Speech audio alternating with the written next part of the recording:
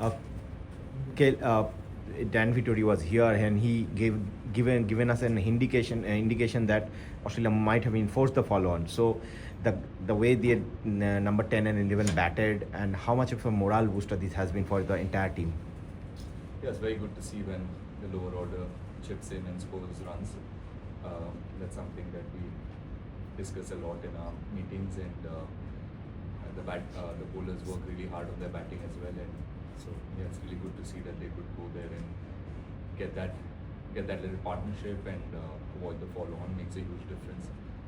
Knowing that there's a bit of rain around and so much of the game has been lost to rain, we need to find a way to stay in the game, and I think Akash and Bumrah did that at the end, and yeah, so a good way to end the day for us.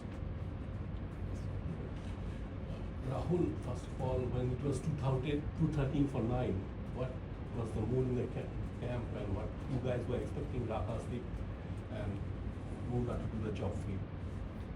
At that stage, I was thinking more about going and padding up and trying to go back to bat. Probably, you don't know. I'm not sure if they would have enforced the follow-on. So I was thinking about what I need to do with my batting. But like I said, it's always nice to see your bowlers going out there, scoring some runs. They really put in the work in the nets. They work really hard. And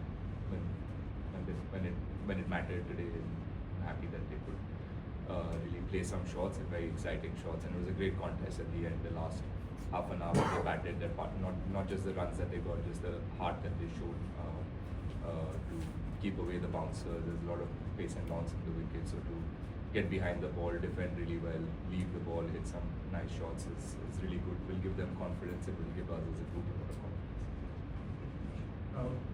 Just when Akash even were closing in on the follow-on, there were a couple of messages sent out.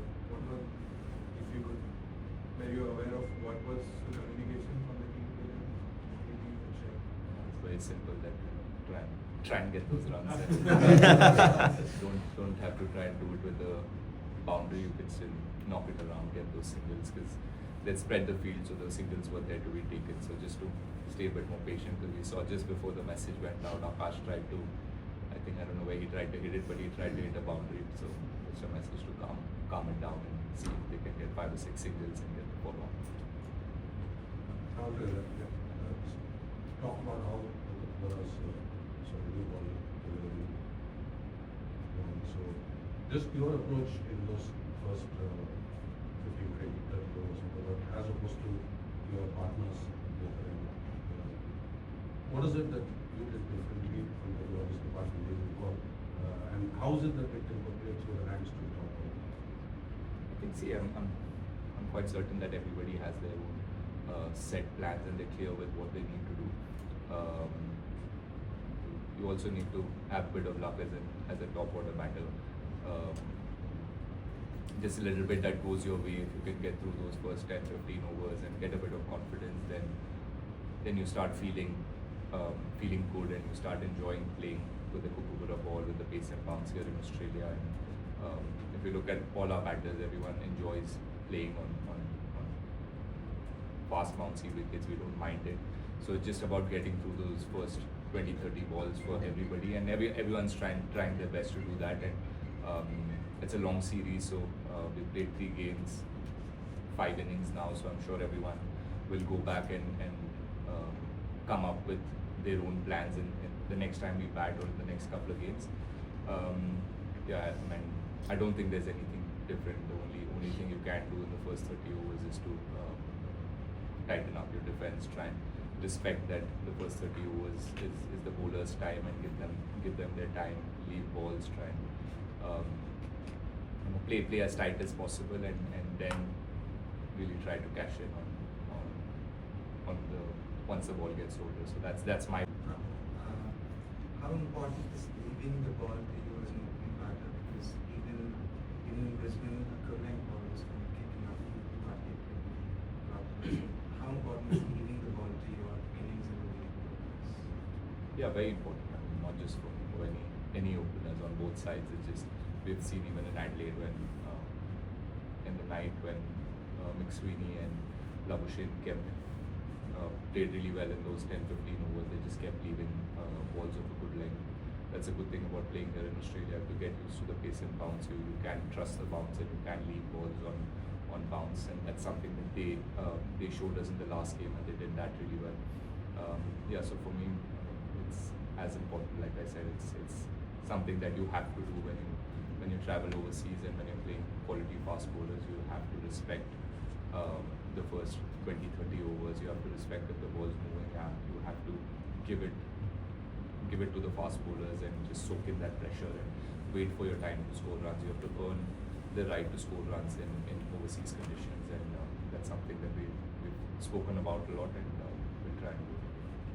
Sorry, we'll be able to take only 2 more questions. Sai. Rahul, Jasprit Bumrah yesterday spoke about the different challenges for bowlers which they face in the 3 venues. So as a batter, starting with the first test, then the ball color change, now this test. Were there any specific changes you had to make between the innings to your batting or to your approach? And how challenging does it get for an opening batter when you have more than 10 rain breaks and you come and you take fresh guard again? So you just talk about the mindset and approach for those rain intervals and the changes, if any, you have made from venue to venue and when the ball color changed. From venue to venue, I mean, not so far at least, because I feel like Perth and Brisbane were quite similar in terms of how much pace and bounce the wickets had. So I've had a pretty simple plan for these 2 grounds. Yes, for the pink ball, I'd mentioned in the press con before the pink ball test that we were finding it a little hard to pick it up from the bowler's hand, and it was getting to you much quicker than the red ball, and there was no visual cue as a batter. You try and see and pick up any cues that you can from how the bowler is holding the ball or which way the seam is pointed. With the pink ball, that wasn't possible. So I really struggled with picking the pink ball. So yeah, I try to, when things are hard like that, you try and see how you can put the pressure back on the bowler. You try to move in your crease or try and change guard, try and stay ahead or behind, whatever works in that moment. There's no set plan for that. In the moment, if you feel like you need to make some changes, you try and do it. And I did that with the pink ball, but now once I've come here again, we've gone back to basics and try and play close to the body, lead balls, the basics. I can't make up anything new, I tell you. And yeah, rain breaks were very frustrating. I think I got most tired running up and down from the dressing room than being in the middle. Yeah, but it was a challenge. I mean, it wasn't easy for us. I'm sure it wasn't easy for them as well to keep going on for a couple of overs, go back, sit in the dressing room, change again, come back. So it was a frustrating day for both teams, but yeah, it is what it is. Sorry, this will be the final one. Situations when you made these runs, it's delivered so many times. And what did you make of his performance? It was so important to getting you to that point where you did perform. Yeah, he was brilliant today, and he has been brilliant batting down the order for us for many years. That's what we expect of Jadeja, and he's proven that he can do this, and he's done this for so many years. So really happy that firstly I could stitch a partnership with him when he came in. It was really needed at that stage, and then he went on to score 70-80 runs with the tail, which was every run today was crucial for us just to get past that follow on firstly and see how much or how many runs we can put on board. So he made that possible, and yeah, he's a very experienced guy. He's played there for so many years, so he understands exactly what he needs to do and how he needs to perform and get runs for the team at that stage. Often it's only Jadeja's bowling that's spoken about, but I think he's great performer even with the bat. He has a really solid technique, and I enjoy batting with him. I enjoy watching him play and watching him train at practice. He seems to have his game plan really simple and really sorted. So really happy that he could come into the team and do the job for us. Thank you.